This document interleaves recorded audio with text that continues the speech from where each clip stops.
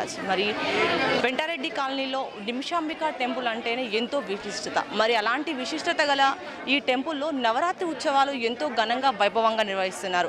మరి అలాగే ఈరోజు శుక్రవారంను పురస్కరించుకొని అమ్మవారికి లక్ష్మీ అవతారంగా ఈరోజు వెలిసింది. మరి అలాంటి ఈ టెంపుల్లో మరి ఎంతో విశిష్టంగా జరుగుతున్న పూజల గురించి మనం అడిగి తెలుసుకుందాం. సార్ మరి నమస్తే. నమస్కారం అండి. సార్ మరి ఇంత పూజలు నిర్వహిస్తున్నారు, ఇంతమంది భక్తులు ఇక్కడ విచ్చేస్తున్నారు, మరి ఇక్కడ విశిష్టత ఏంటి సార్? అమ్మ మా మాతా నిమిషాంబ ఆలయము వెలిసినప్పటి నుండి మా అమ్మలోనే నిమిషాంబిక అంటే నిమిషంలోనే కోరికలు తీర్చేటువంటి ఆ యొక్క మహాతల్లి అన్నట్టు. ఎలాంటి భక్తులు అష్ట కష్టాల్లో ఉన్నప్పటికీ కూడా వారు అమ్మను ఒక్కసారి అమ్మ నాకు ఈ కష్టం ఉంది నెరవేర్చు తల్లి అని చెప్పేసి కోరుకున్నట్టయితే 16 రోజుల లోపట్నే వారి యొక్క కోరికలు నెరవేరుతారన్న ఒక ప్రగాఢమైన విశ్వాసము మన భక్తులలో ఉంది.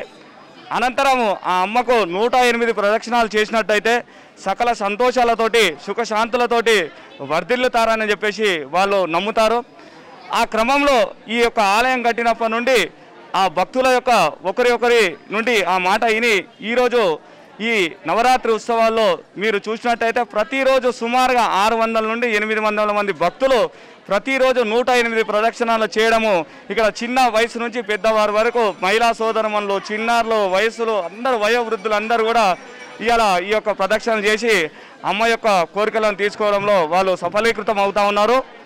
అదేవిధంగా మేము కూడా ఆలయం కమిటీ పక్షాన ఈ యొక్క అత్యంత సంవత్సరం పొడుగా జరిగే ఉత్సవాలు ఒక విధానం అయితే ఈ నవరాత్రి ఉత్సవాల కోసమని ప్రత్యేకంగా ఒక 2 నెలల నుండి ఒక ప్రణాళికబద్ధంగా కార్యాచరణ రూపొందించుకొని ప్రజలకు సకల సౌకర్యాలు కల్పించాలన్న సదుద్దేశంతో మరి ఈ యొక్క ఏర్పాట్లు చేయడం జరుగుతూ ఉంది.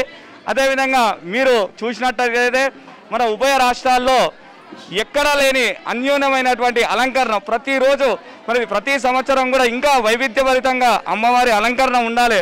ఆ అమ్మవారి యొక్క ఒక నిజ రూపాన్ని మనం అందరం దర్శించాలి. భక్తులు ఆ అమ్మ యొక్క కోరికలు తీర్చాలన్న ఉద్దేశంతో ఈ యొక్క సకల ఏర్పాట్లు చేస్తూ మీరు చూశారు. ప్రతిరోజు వైవిధ్యం, ప్రతి సంవత్సరం వైవిధ్యం, ఆ విధంగా ఈ యొక్క అలంకరణలు చేస్తూ ఉన్నాం. భక్తులు కూడా అదేవిధంగా సహాయ సహకారాలు ఇవాళ రాష్ట్రంలో నెలకొన్న కరోనా అనుకోనండి, ఈ యొక్క వర్షాభావ పరిస్థితులే అనుకోండి, వైపరీత్యాలు అనుకోండి, ఇన్ని ఉన్నప్పటికీ కూడా భక్తులు ఆ అమ్మ మీద విశ్వాసం కొద్దీ ఈ విధంగా తండోపతండాలుగా విచ్చేసి ఆ అమ్మని దర్శించుకొని ఈ యొక్క కోరికలు తీర్చుకుంటూ ఉన్నారు. మరి ఎంతోమంది భక్తులు మన తెలుగు రాష్ట్రాల్లో కాకుండా ఉభయ రాష్ట్రాలు కాకుండా మన భారతదేశం నుండి విదేశాల నుండి కూడా ఈరోజు వారి 9 రోజులు వాళ్ళ గోత్రనామాల మీద అర్చనలు చేయాలని చెప్పేసి వాళ్ళు అక్కడ నుండి మాకు డబ్బులు పంపించడము, అదేవిధంగా వారికి మరి ప్రసాదం కూడా మేము వారికి కొరియర్ రూపంలో మరి విదేశాలకు కూడా మనము అమ్మవారి ప్రసాదాన్ని పంపించడం జరుగుతూ ఉన్నది. అదేవిధంగా ఈ నవరాత్రి ఉత్సవాల్లో సరస్వతి హోమం, పిల్లల చదువుల కోసం సరస్వతి హోమము, చండీ హోమము, వాళ్ళ మహిళా సోదరమణులు లలిత సహస్రనామార్చనలు, అదేవిధంగా బతుకమ్మ ఆటల కార్యక్రమాలు, అదేవిధంగా శంభి పూజ కార్యక్రమం, విధంగా అన్నీ ఈ యొక్క ప్రతి దినము ఏదో ప్రత్యేకత, ప్రతి దినము వివిధ అలంకరణలు ఈ రకంగా చేస్తూ మళ్ళీ అందరూ కూడా ఈ యొక్క కార్యక్రమాలు సహకరిస్తున్నటువంటి నిజంగా చెప్పాలంటే ఆ భక్తులకు శిరస్సు వంచి పాదాభివందనం. ఆలయ కమిటీ ఏ పిలిపించినా కూడా భక్తులు దానికి స్పందించి కార్యక్రమాలు విజయవంతం చేయడంలో వారి యొక్క ఎనలేని కృషి వారికి ధన్యవాదాలు, కమిటీ తరఫున ధన్యవాదాలు చెప్తా ఉన్నాం. మరి ఈరోజు లక్ష్మీ మాత అవతారం కదా సార్, మరి ఏ విధంగా అలంకరించారు అమ్మవారిని? అమ్మ మీకు తెలుసు, కొల్లాపూర్ లక్ష్మీ అమ్మవారు మన త్రిశక్తి పీఠాలలో ఒక అమ్మవారైనటువంటి కొల్లాపూర్ లక్ష్మీదేవి అమ్మవారిని ఈరోజు మనం వైవిధ్యవంతంగా గత సంవత్సరాలకు భిన్నంగా మరి ఈ సంవత్సరం మీరు చూసినట్టయితే అచ్చం మన కొల్లాపూర్ లక్ష్మీ అమ్మవారు ఏ విధంగా ఉంటుందో ఆ విధంగా ఈరోజు ఈ అలంకరణ కార్యక్రమం చేసుకున్నాము. ఈ సందర్భాన్ని పురస్కరించుకొని ఈరోజు ఆలయ కమిటీ ఉచితంగా 1,00,000 పుష్పార్చన కార్యక్రమాన్ని ఏర్పాటు చేసుకోవడం జరిగింది. ఇంకా కొద్దిసేపట్లో ఈ యొక్క 1,00,000 పుష్పార్చన కార్యక్రమము సువాసినుల చేత నిర్వహించడం జరుగుతోంది. మరి అనంతరము కుంకుమార్చన లాంటివి ఏమైనా ఉన్నాయా? అమ్మ ఉదయం సుప్రభాత సేవతోటి అమ్మవారికి లలిత సహస్రనామార్చన కార్యక్రమాలు ప్రారంభమవుతాయి. అదేవిధంగా సాయంకాలం సంధ్యావేళ 6:15 నుంచి సామూహిక లలిత సహస్రనామాలు కుంకుమార్చన కార్యక్రమాలు అయితే ఉదయం నుండి రాత్రి వరకు కంటిన్యూ అవుతాయి. అదేవిధంగా మహిళా సోదరమణులు లలిత సహస్రనామ కార్యక్రమాలు కలిసి ఉదయం సాయంకాలం 2 పూటలా నిర్వహించడం జరుగుతుంది. సో మరి ఇక్కడికి చాలా మంది భక్తులు వస్తున్నారు కదా, మరి వారికి సదుపాయాలు అన్ని విధాలుగా ఉన్నాయా? అన్ని రకాలుగా అమ్మా. మీరు ఇలా ఉన్న కరోనా దృష్టిలో పెట్టుకొని అక్కడ శానిటైజర్ ఏర్పాటు చేయడం జరిగింది. మాస్కులు లేని వారికి మాస్కులు ఇచ్చేయడము, మంచినీళ్ళ సౌకర్యాలు, వారికి ప్రసాదాలు, అదేవిధంగా ఎవరైనా దూర ప్రాంతాల నుండి వచ్చిన భక్తులు ఉన్నట్టయితే వారు ఇక్కడే మేము ఉంటాం నవరాత్రులు అంటే కూడా వారికి విడితి ఏర్పాట్లు కూడా పక్కన ఉన్న మా నిమిషాంబ భవన్లో ఏర్పాటు చేయడం జరిగిందమ్మా. ఆ విధంగా కొంతమంది భక్తులు కూడా ఇక్కడ విడితి చేస్తూ ఉన్నారు.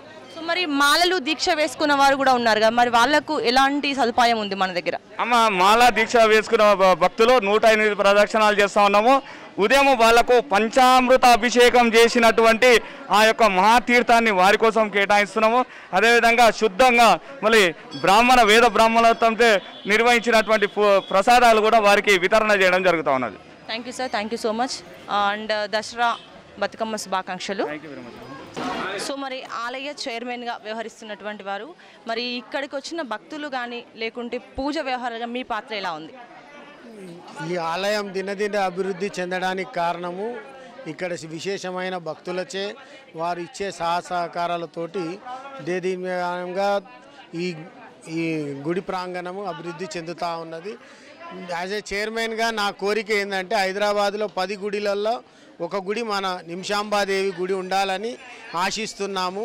అది నెక్స్ట్ ఇయర్కి అందరూ హైదరాబాద్, సికింద్రాబాద్, ఈ చుట్టుపక్కల జిహెచ్ఎంసి పరిధిలోని అందరూ ఇక్కడ దర్శనానికి ప్రాముఖ్యతగా ఇక్కడ వచ్చే భాగ్యాన్ని అమ్మవారు కల్పిస్తారని ఆశిస్తున్నాను.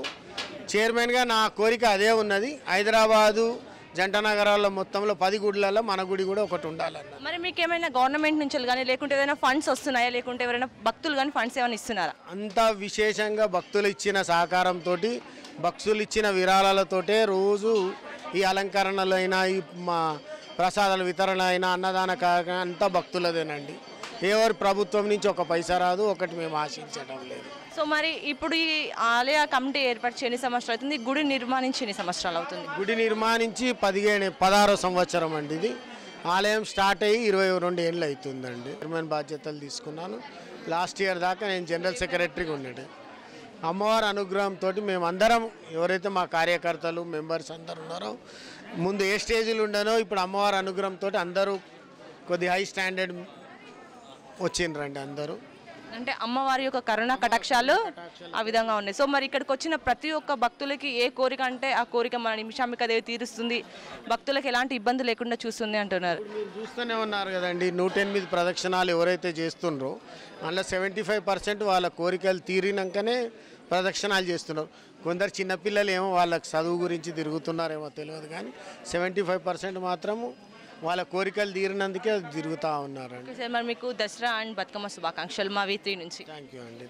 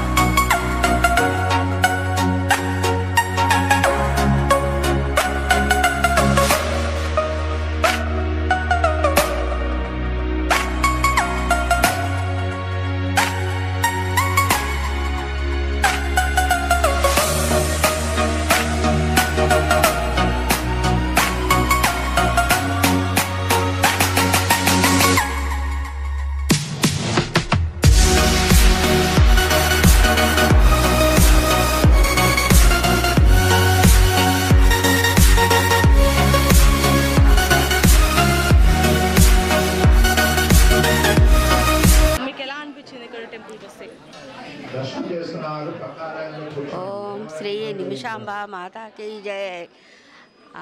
నిమిషాంబాదేవి మా కులదైవం అండి. మాత అమ్మవారు ఏది అనుకున్నా తొందరగానే ఒక్క నిమిషంలోనే తీరుస్తుందండి.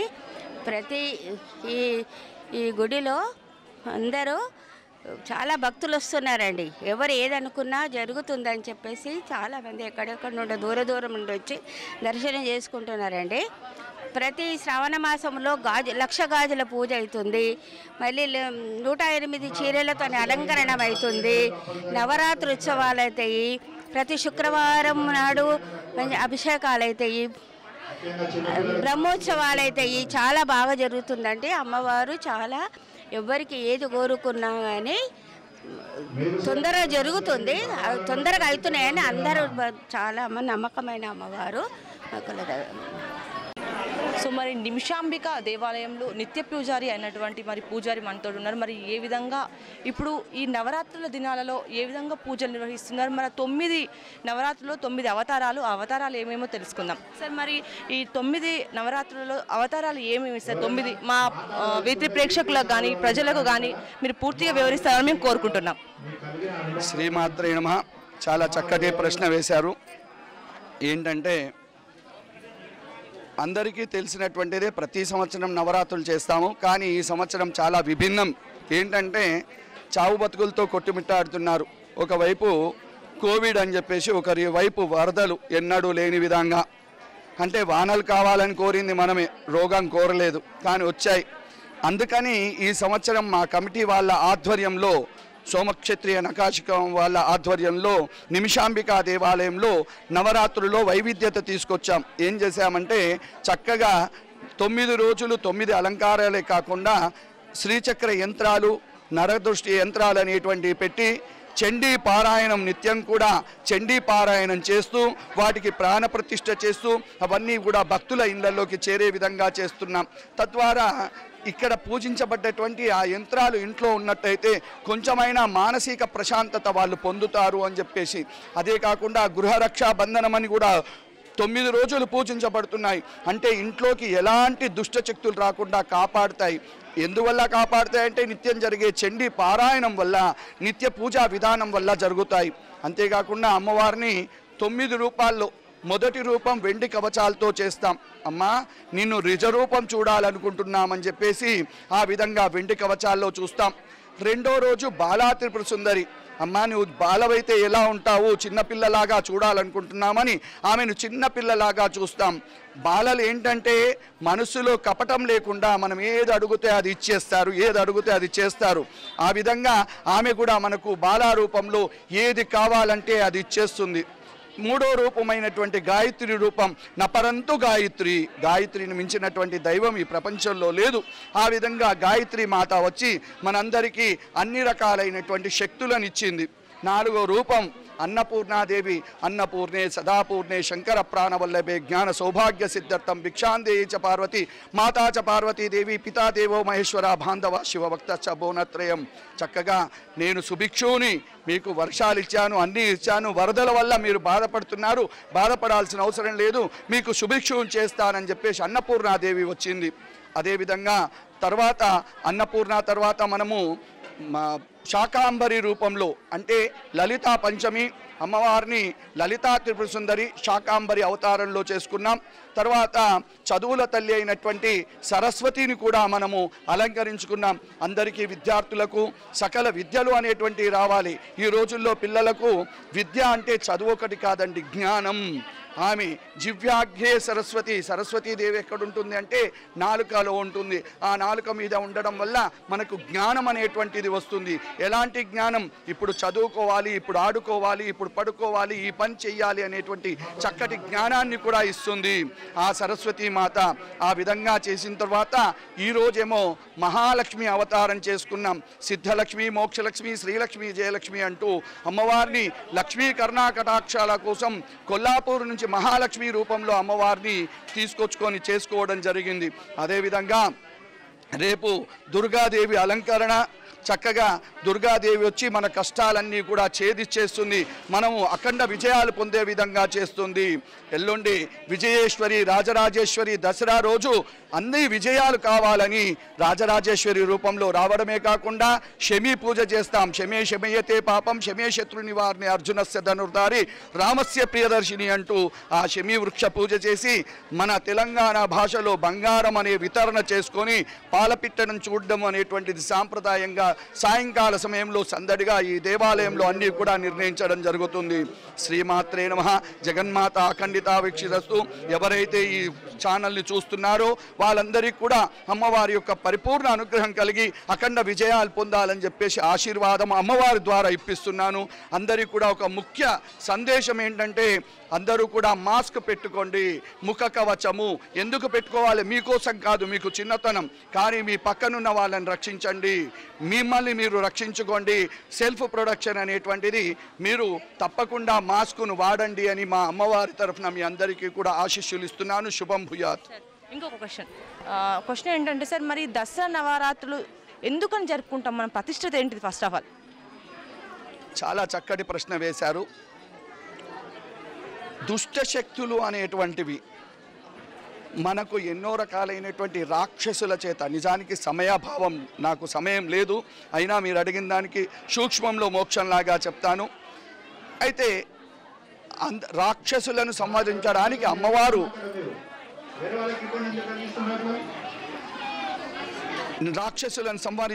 అమ్మవారు నవవిధములైనటువంటి రూపాలను దాల్చి అన్ని రకాలుగా ఒక్కొక్క రాక్షసుని చంపుతూ చివరిగా దసరా రోజు విజయేశ్వరి రాజరాజేశ్వరిగా ఆవరించడాన్ని ఈ నవరాత్రుల్లో చేస్తారు.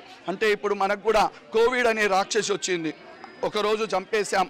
వరదలు అనేటువంటి వచ్చినాయి, వరదలను ఒకరోజు క్షమింపచేయడానికి మన దగ్గర మొన్న మీరు చూశారో లేదో నాకు తెలియదు, అన్నపూర్ణాదేవి రోజు అన్నదానం జరుగుతుంటే అందరికీ హనుమాన్ చాలీసా చెయ్యండి వర్షం ఆగుతుంది అన్న 2.5 hours వర్షం ఆగింది. ఆ తర్వాత మా ఏరియా రక్షించబడ్డది, బయటంతా పడ్డాయట కానీ మా ఏరియా రక్షించబడింది. అలా ఈ నవరాత్రుల్లో అమ్మవారు 9 రూపాల్లో వస్తూ రాక్షసులను సంహరిస్తూ మనను విజయేశ్వరిగా మార్చడమే ఆ కృష్ణుడు రుక్మిణీదేవి యొక్క మనం చెప్పుకుంటాం. దసరా చేసుకోవడం వలన ప్రజలకు ఏ విధమైన అనుభూతి కలుగుతుంది? అసలు ఎందుకు అని వాళ్ళకి ఈ దసరా ఉత్సవంలో చాలా మంది భక్తి దాని వచ్చే ప్రతిష్టత ఏమిటి? చాలా చక్కటి ప్రశ్న అడుగుతున్నారు. మేడం గారి పేరు నాకు తెలియదు కానీ అమ్మవారి పరిపూర్ణ అనుగ్రహం ఉండాలి ఆమెకు. ఎందుకంటే ప్రజలకు ఉన్నటువంటి భక్తులకు ఉన్నటువంటి విషయాన్ని అడగడం గొప్పతనం. దసరా ఎందుకు చేసుకోవాలి? దసరా అనేటువంటిది మనం అంటున్నాం కానీ దీన్ని విజయదశమి అంటారండి. అమ్మవారు ఆ రోజు రాక్షసుని చంపి విజయం పొందడం వల్ల విజయదశమిగా పేరొందింది.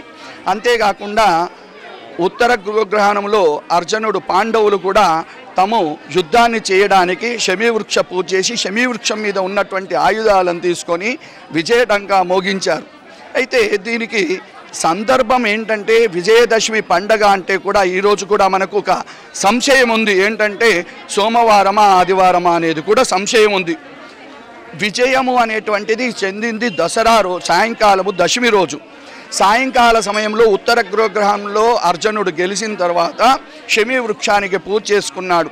కావున సాయంకాల సమయంలో మనకు నానుడి ఏంటంటే ఈ తెలంగాణ ప్రాంతంలో మరీ ముఖ్యంగా సాయంకాలము విజయాన్ని పొందినటువంటి మనము నూతన వస్త్రాలు కట్టుకుంటాం.